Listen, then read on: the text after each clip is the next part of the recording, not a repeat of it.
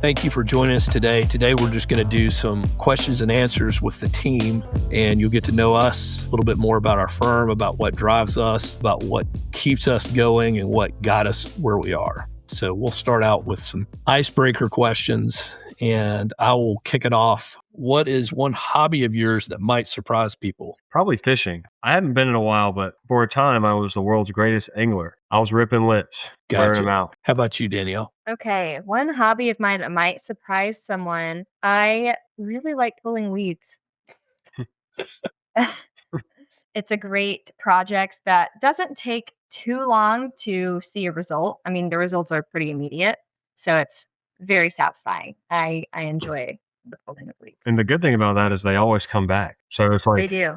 It's a never-ending hobby. Yeah. Right, right. What's one hobby of mine that might surprise people? And I don't know that if anyone knows me, it wouldn't surprise them, but that I have a black belt in Brazilian Jiu-Jitsu and a black belt in sport karate. And in fact, I was nationally ranked number 1 at age 45 in sport karate. So competitive martial arts is not exactly a hobby that you will see too many financial planners engage in. Yeah, that might surprise people. Buddy, what made you almost quit early in your career? One thing almost made me quit early in my career is when we found out we were having our first child.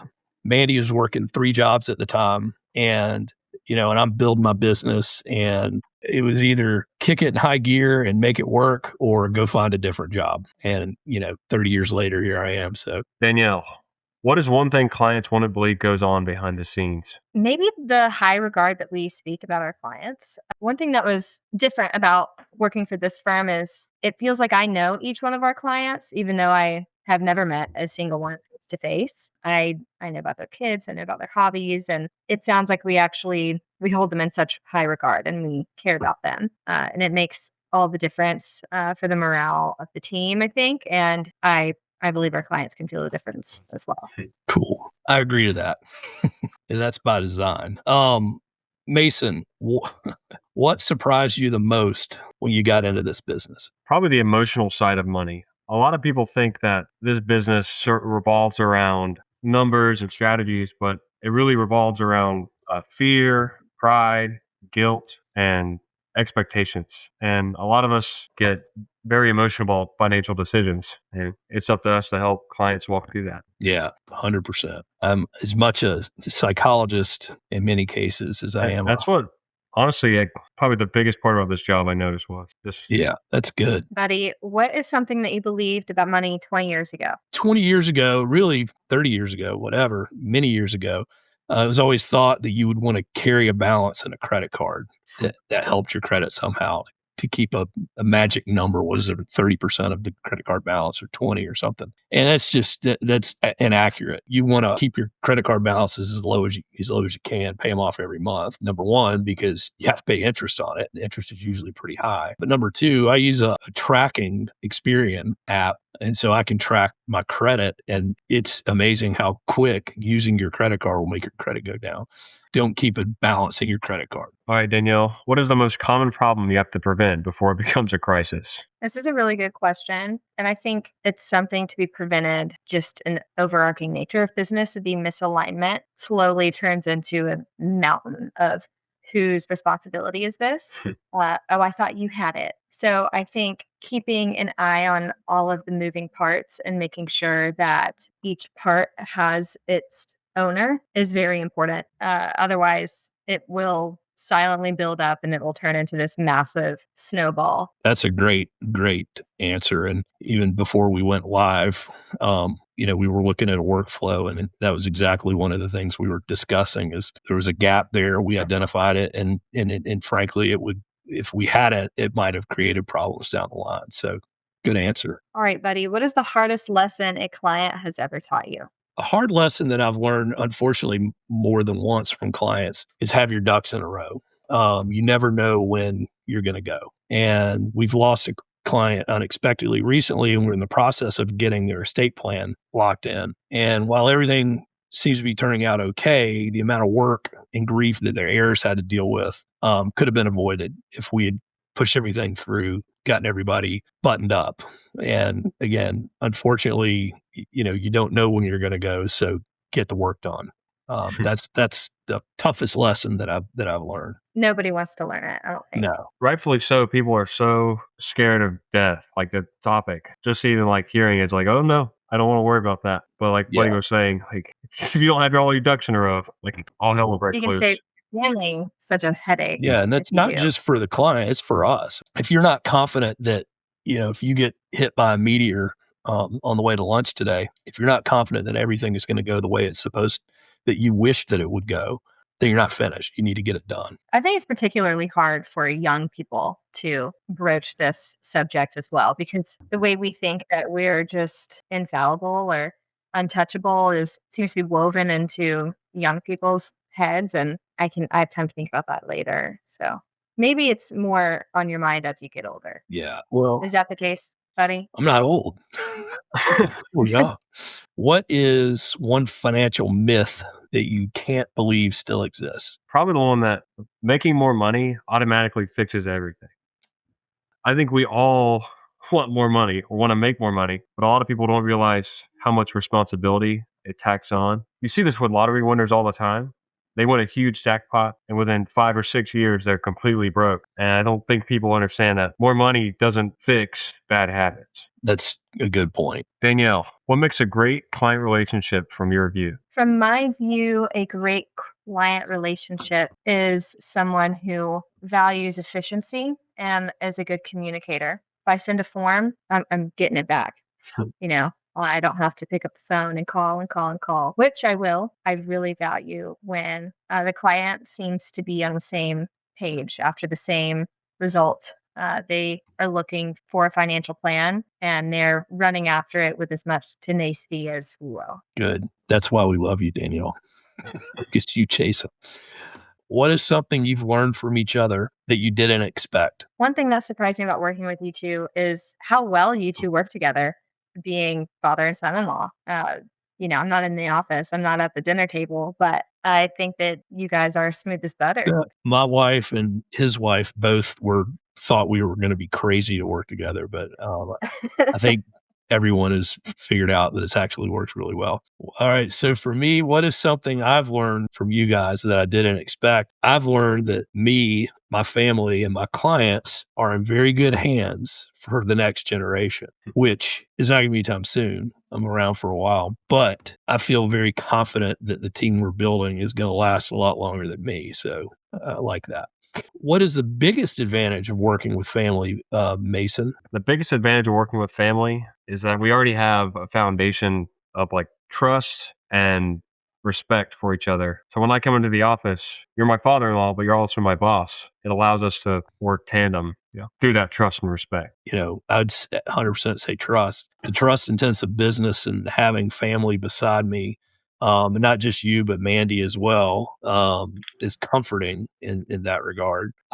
That's one less thing I have to worry about, I guess. There's father-in-law buddy, and then there's work buddy. And I think they work pretty well together, but it's good that we have separation in that to where, when it's time to work, it's time to work. We just got upstaged. As I go pick up my kid. We just got upstaged by our favorite family member. I'm going to get my cat. How much time do we have? Right. Mason, what is something wealthy families worry about but rarely say out loud? What's something wealthy families worry about but don't say anything about? Probably losing control. Yeah. And, a lot of them make, plenty of money and they're stable, but, they are afraid to answer or ask the questions that need to be asked and solve the problems that come with said questions, like legacy planning. Is their family going to be okay if something happens to them? They're afraid of spiraling, which is a fair fear to have. How about you, Danielle? What's something wealthy families worry about but rarely say out loud? I'd say keeping it up.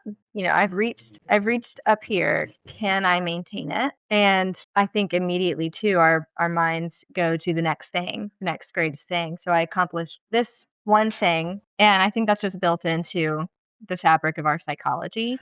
I mean, it starts in high school when you graduate. This is great. And then immediately the question is, now what do I do? Right. Do I go to college? Do I travel? How can I top this? And I don't think that ever stops. I think it only grows, and wealthy families think about, what is the next best thing? How can I keep this train going for generations down the line. Good. I would say, what is something wealthy families worry about but rarely say out loud? They worry about, am I getting this right? Whether it's income planning, estate planning, trusts, naming beneficiaries, how they're managing their money, how they're teaching their kids about wealth, all of this, they're wondering, am I doing it right? Mason, what is the difference between being rich and being financially confident? One, rich people tend to be on the keeping up with the Joneses crowd, where they have plenty of money. They have major debt. They always are chasing the next big thing, and they're up to their ears in expenses. Whereas financially confident individuals, little to no debt, have a budget, know exactly where their dollar's going. And you can have somebody making $50,000 in the financially confident mindset, living life to the fullest. And then on the other hand, you have someone making $500,000, but with all the problems I just listed, all the fancy cars, golf club membership, you name it, and they're struggling, stressed. That's the difference to me. How about you, Danielle? Financial confidence, like Buddy has said before, it looks and it feels boring. It's the budget that you stick to, and it's talking about your financial goals, which shouldn't be boring. But once you have it all in line, your money starts to work for you. And without financial planning and restraint, things can go off the rails pretty quickly. So I'd say the difference between being rich and financially confident is, I believe clients sleep better at night if they're financially confident. One could be rich, financially or otherwise, and not sleep well. Because if you're clear about where you are and where you want to be and how you're going to get there, you'll sleep better. So to me, that confidence of knowing all those things, of having that clarity, puts you in a better position. Mason, who has had the biggest influence on how you think about money or work? Probably Buddy McNeese, my father-in-law. Not really Good much answer. to say about that. How about you, Danielle? Who has had the biggest influence on the way I view money would be my grandparents.